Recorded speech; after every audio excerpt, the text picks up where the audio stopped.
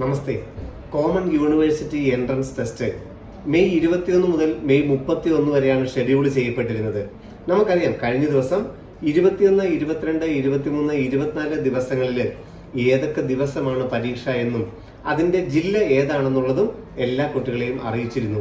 ഇന്ന് ഏറ്റവും പുതിയ അപ്ഡേഷനിലൂടെ CUET നമ്മളെ അറിയിക്കുന്നത് 24, 25, 26, 27 ദിവസങ്ങളിൽ CUETയുടെ പുതിയ എക്സാം ഡേറ്റും അതുപോലെ തന്നെ സിറ്റി ഏതാണെന്നുള്ള അനൗൺസ്മെന്റ് വന്നിട്ടുണ്ട്.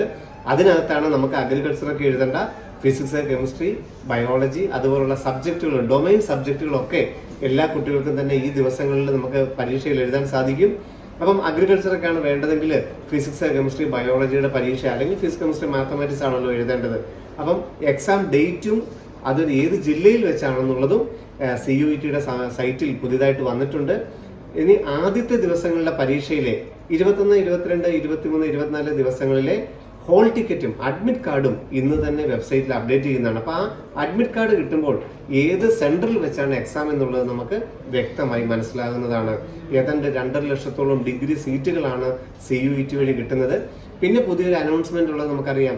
ചിലപ്പോൾ എക്സാമിന്റെ കൂടുതൽ ആപ്ലിക്കൻസിനെ പരിഗണിച്ചുകൊണ്ട് ജൂൺ 1, 2, 4, 5 തീയതികളിലും CUET നടക്കാനുള്ള സാധ്യതയുണ്ട്. കൂടുതൽ ആപ്ലിക്കൻസ് ഒരു ജില്ലകളിൽ ഉള്ളതുകൊണ്ട് അതിന്റെ അനൗൺസ്മെന്റ് പുറകെ വരുന്നതാണ്. അപ്പൊ നിങ്ങൾക്ക് നീറ്റ് എക്സാമും JEE കേരള എഞ്ചിനീയറിംഗിനും അപ്പുറം ഏറ്റവും താല്പര്യമുള്ള സെൻട്രൽ യൂണിവേഴ്സിറ്റിയിലെ ഡിഗ്രി സീറ്റുകളാണ് വേണ്ടതെങ്കിൽ CUETക്ക് അപേക്ഷിച്ച എല്ലാ വിദ്യാർത്ഥികളും CUET.samar.ac.in എന്ന വെബ്സൈറ്റിൽ പ്രവേശിച്ച് അവരുടെ എക്സാം ഡേറ്റും എക്സാം സിറ്റിയും ഇപ്പോൾ തന്നെ നോക്കി മനസ്സിലാക്കേണ്ടതാണ്. വീണ്ടും കാണാം. നന്ദി, നമസ്കാരം.